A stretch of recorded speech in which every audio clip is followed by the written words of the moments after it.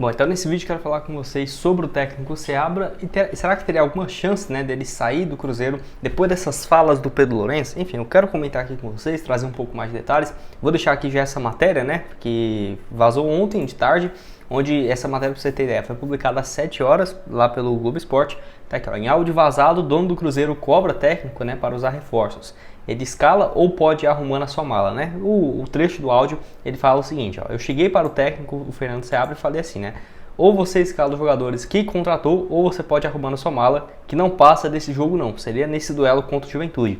Falei com ele que se não precisasse desses jogadores, ele não teria contratado e ficaria só com o que estão aqui. Eu dei uma dura nele do caramba, né? Disse aqui, então, nesse áudio. É aquela coisa, né?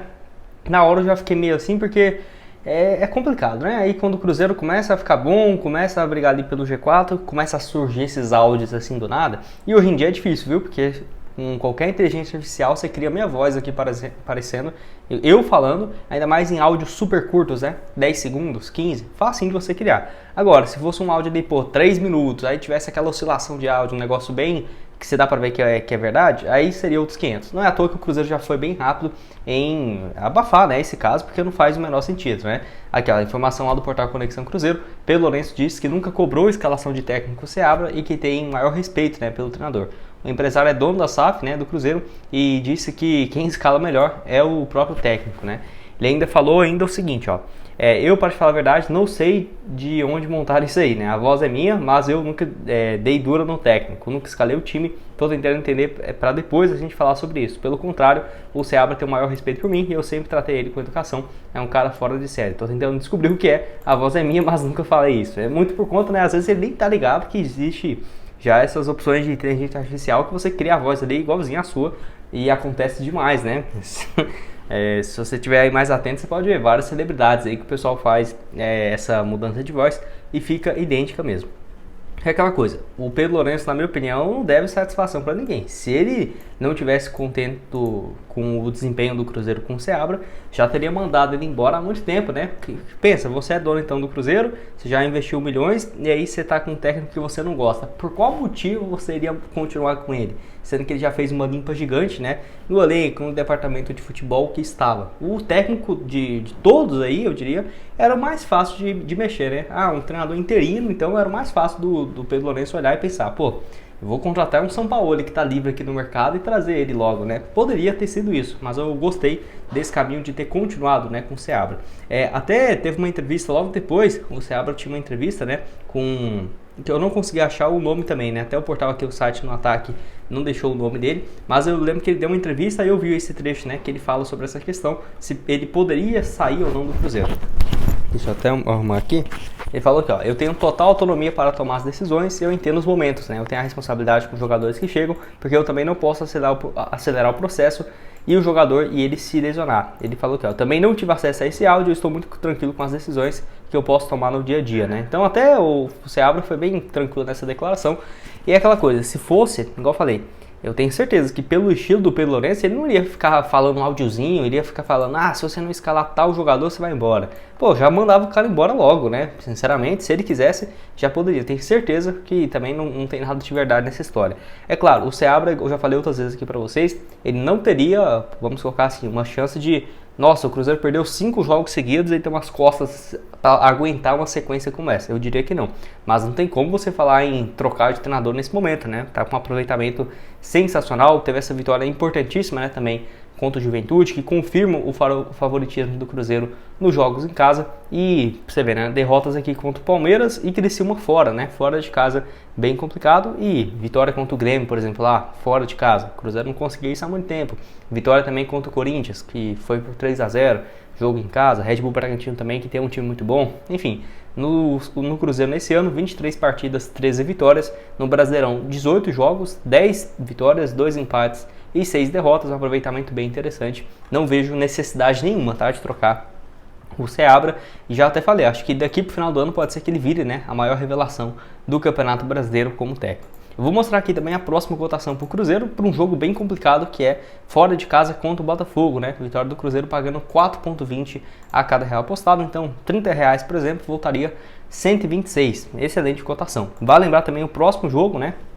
que é contra o Fortaleza, no Mineirão, esse sim também, ó, com boas cotações, vitória do Cruzeiro pagando 1,97, brigando ali, né, entre os dois clubes pela liderança, ou pelo G4, né, do campeonato. Vamos colocar aqui então R$25 nessa vitória do Cruzeiro, para vencer o Fortaleza, voltando 49,25.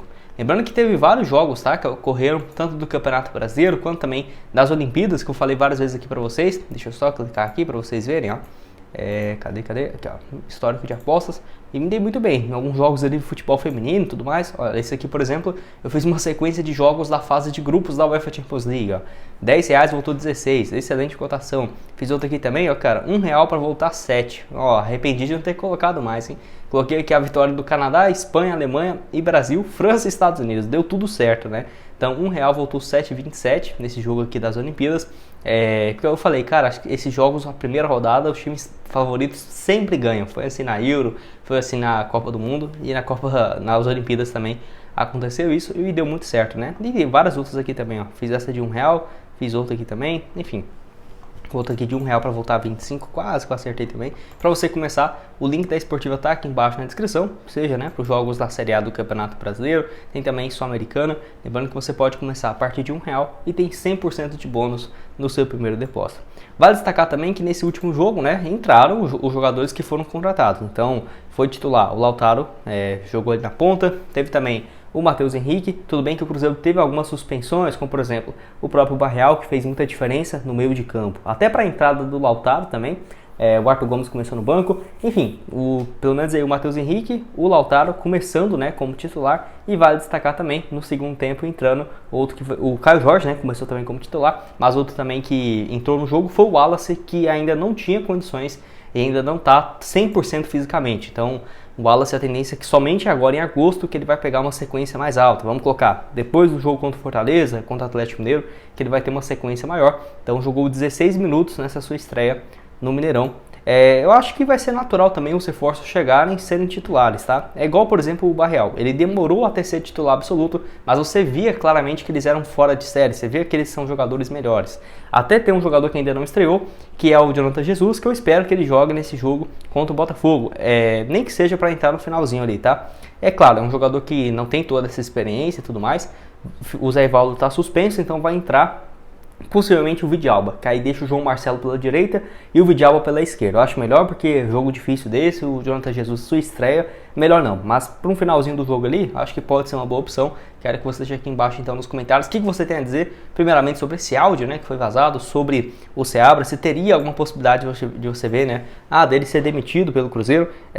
Igual eu falei, se o Pelonense tivesse essa intenção, eu tenho certeza que ele já teria saído, né? Não iria ficar fazendo meia volta, iria ficar desmentindo o áudio. Muito pelo contrário, ele que é o dono do Cruzeiro, se tivesse convicção de que o Seabra não seria o responsável para comandar esse time, ele já teria demitido há 3 meses atrás, né? Quando teve a troca de comando. E você, gosta do Seabra, não gosta? Eu diria que é um treinador que, né, tem ainda muito que aprender, apesar dessa insistência que ele tem, por exemplo, no Ramiro, no Lucas Silva, o pessoal pegava muito no pé dele, mas as opções que o Cruzeiro também tinha na época não eram tão favoráveis. Agora, com a chegada dos reforços, aí sim, né, se ele continuar escalando o Ramiro, colocar o Arthur Gomes sempre como titular, e apesar de que eu gosto do Arthur Gomes, tá? Não acho ele ruim não, mas aí eu entendo a torcida pegar no pé, mas tinha um time muito limitado e deixou o Cruzeiro brigando pelo G6, né, com aquele time que o Ronaldo e o Pedro Martins montou. Então, eu acho que é um desempenho bem interessante. Os jogos que perdeu também, o Cruzeiro, nenhum jogo do Cruzeiro, vamos terminar o primeiro turno, e o Cruzeiro até aqui não perdeu nenhum jogo que eu diria que é questionável. Isso aqui é raro, tá? Até porque, perdeu pro Palmeiras fora, normal, perdeu pro Criciúma fora também, é um jogo complicado, perdeu pro Flamengo fora, pro Bahia fora, e pro São Paulo fora e pro Atlético Mineiro fora. Então, assim, que jogo que seria loucura aqui, né? Nenhum. Acho que tá, inclusive, um número parecendo de, por exemplo, um Abel Ferreira no Palmeiras, né? Tipo, não de resultados, né? Porque o Palmeiras está até melhor. Mas eu falo de não ficar perdendo jogo bobo, né? Só perde os jogos contra os times do G12 ali fora de casa. Em casa tá ganhando de todos. Então, esse é um ponto super positivo. Você concorda comigo? Discorda? Pode deixar sua opinião aqui embaixo. Outras sugestões de conteúdos também estão aparecendo aqui na tela. E o link da Esportiva para você começar a apostar com 100% de bônus. Valeu, galera!